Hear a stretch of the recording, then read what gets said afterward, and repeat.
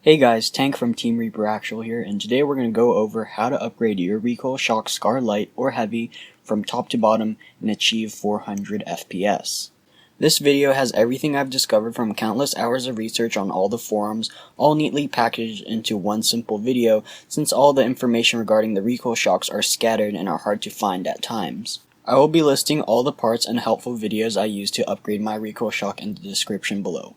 I will also try and help anyone with questions regarding parts and upgrades as much as possible in the comments section. Step 1. First you gotta have either a Recoil Shock SCAR Light or SCAR Heavy. If you're interested in the Recoil Shock series of Tokyo Marui rifles, make sure to check out Echigoya USA for all Tokyo Marui guns ready to go, located here in the US. Link to their website in the description below. Alright, so we're going to start from the front of the gun and move our way to the rear, covering as many aspects of the gun as needed. The Recoil Shock SCAR L and H both use a 300mm 6.08 inner diameter barrel. The stock inner barrel doesn't actually reach all the way out to the end of the outer barrel, so when you do buy an upgraded inner barrel, you can go for a slightly longer one, preferably a 365mm. When upgrading a $600 gun, I would only recommend putting in high quality parts. Stick with brands such as PDI and Prometheus. These will run you about $60 plus for an inner barrel, but the bore finish are a lot nicer in these brands than cheaper ones, and it's bore consistency that gives you accuracy in an airsoft gun. The stock barrel will outperform all other cheaper brand barrels, so if you can't afford a PDI or a Prommy barrel, stick with the stock one. Upgrading the barrel to a tight bore 6.05 or 6.03 inner barrel should give you around a 15 to 20 FPS boost. So far we're at 320 on the FPS counter. I currently still have the stock inner barrel. Next we move to the hop-up unit and bucking. The hop-up unit is proprietary and there really is no need to replace it. The bucking, however, is not, so it can be replaced with any regular AEG bucking. I'm not too sure what's better than a TM bucking, so I left mine stock.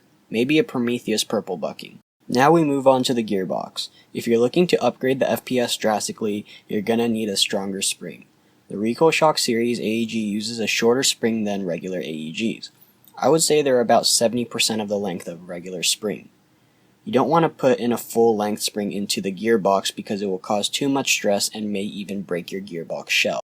As of now, the only place that makes these special Recoil Shock springs are a company called Eagle 6 out in the UK. You're going to want to pick up an M100 spring from them if you want to achieve 400 FPS following this upgrade guide.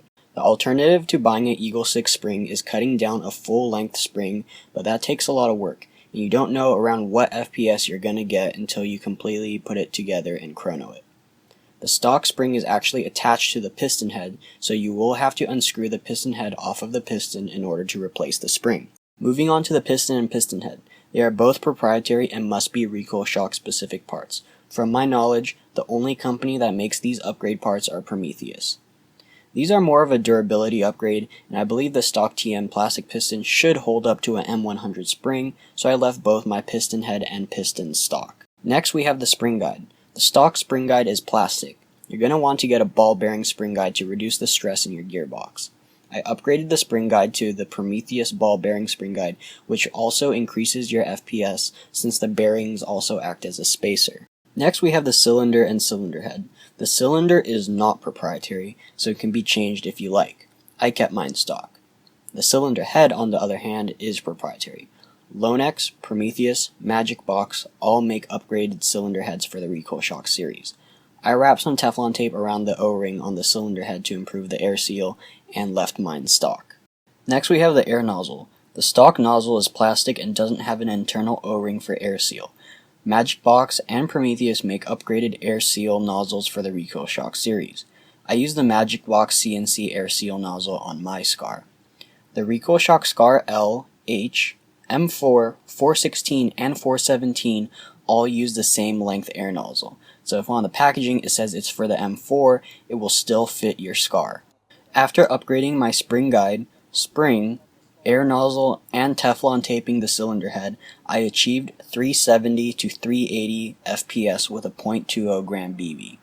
Paired with a tight bore barrel with 20 FPS boost, you should be able to achieve 390 to 400 FPS on your Recoil Shock using this upgrade guide. But we're not done yet. Next we'll talk about gears and bushings. Recoil Shock gears are proprietary like everything else. SiegeTech, Magic Box, Lonex, and Prometheus make upgraded gear sets for the Recoil Shock series. These are again a durability upgrade, and since the stock gear should be able to pull an M100 spring, I left mine stock. The bushings are also unfortunately proprietary, being 5.9mm in diameter and also made of plastic. They really made it hard for us to upgrade this gun. Lonex, Magic Box, Eagle Force, and a few other companies make these 5.9mm bushings, but they are probably the hardest to find out of all the parts for this gun. I would say it is a must to upgrade the plastic bushings if you're going to upgrade your gun. I was lucky enough to buy the last set at Echigoya USA. They're really good at restocking parts, so give them a call if they happen to be out of stock. The alternative to the 5.9mm bushing is to sand out the holes in the gearbox just enough to fit a 6mm bushing, which is a lot more common to find and can be purchased at any airsoft store. Well, that covers everything in the gearbox. Let's finish up the guide with the motor and the battery. With the upgraded spring, you'll find that the stock EG1000 Tokyo Marui motor will have a hard time with semi-auto trigger response, even with a 7.4 Lipo. It's not too bad, but when you're used to an electronic trigger on your other gun, I would say it's bad in comparison. The SCAR motor grip and the EG1000 motor are slightly slimmer than normal, and you may have trouble finding a motor that fits in the grip. JG and ASG motors will not fit in the pistol grip, but I have found that Matrix brand motors fit perfectly. I currently have the Matrix high torque motor installed in my SCAR. Lastly, we have the battery. This Tokyo Marui rifle, like all rifles, were designed to use an 8.4 battery.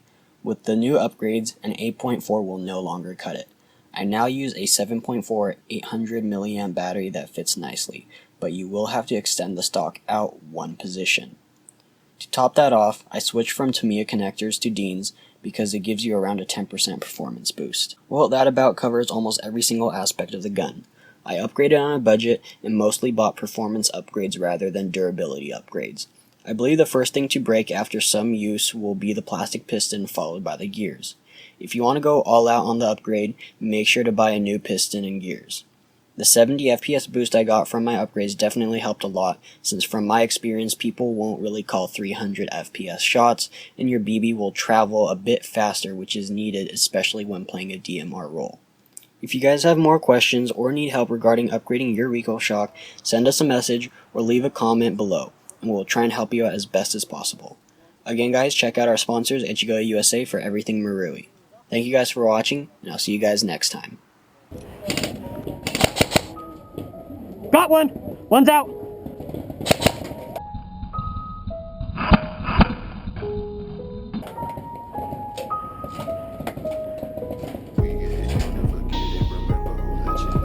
God damn it.